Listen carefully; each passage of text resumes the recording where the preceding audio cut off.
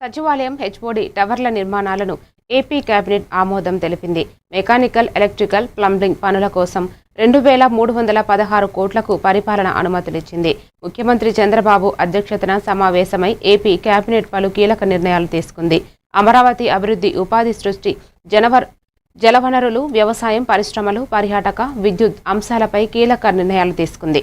CRDA నిర్ణయాలకు రాష్ట్ర మంత్రివర్గం ఆమోదం తెలిపింది. 119 కోట్ల వ్యయంతో తెలుగు కల్చరల్ సెంటర్ నిర్మాణానికి ఆమోదం తెలిపింది. రాజధాని అమరావతిలో వివిధ సంస్థలకు భూ కేటాయింపులపై మంత్రివర్గం ప్రతిపాదనలకు గ్రీన్ సిగ్నల్ ఇచ్చింది. ఆదిత్య విద్యా సంస్థలకు కార్పొరేట్ హాస్పిటల్ కోసం ఇచ్చిన భూముల కేటాయింపుల్లో కొన్ని మార్పులు చేస్తూనే తుళ్ళూరు ఎడ్యుకేషనల్ సొసైటీకి రోడ్డు నిర్మాణంలో కోల్పోయిన స్థలానికి పరిహారంగా 3 ఎకరాలు కేటాయించడం జరిగింది. అంటే సిబిఎస్ఈకి తర్వాత మన ఏపీఎస్ఐఆర్డి అండ్ పిఆర్ దానికి భూమిని లీజ్ బేసిస్ మీద కేటాయించడం జరిగింది. అదేవిధంగా కిమ్స్కి ఇంతకుముందు 25 ఎకరాలు కేటాయించారు.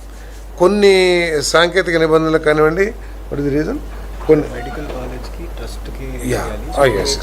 మెడికల్ కాలేజీకి కాలేజీ పెర్మిట్ చేయకూడదు, ట్రస్ట్ పెర్మిట్ చేయాలని ఐఎంఏ నిబంధనలు ఉండటం మూలంగా 2 ఎకరాలేమో కిమ్స్ హాస్పిటల్కి, 23 అంటే 25 ఎకరాలు కేటాయింపు గతంలో జరిగింది కేబినెట్ ఆమోదంతో.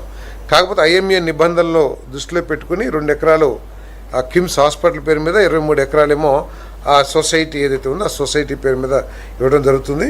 అదేవిధంగా తుళ్ళూరు ఎడ్యుకేషన్ సొసైటీకి ఇంతకుముందు రోడ్డు వేస్తానికి వారి సైట్ కోల్పోయారు, దానికి 3 ఎకరాలు ఇవ్వడం జరిగింది. స్టేట్ సెక్రటేరియట్ అండ్ హెచ్ఓడి కార్యాలయాల్లో high side electrical HVAC fire protection system, లిఫ్ట్లు, ఫైర్ అలారం మరియు పబ్లిక్ అడ్రస్ సిస్టమ్ మరియు ప్లంబింగ్ వర్క్ల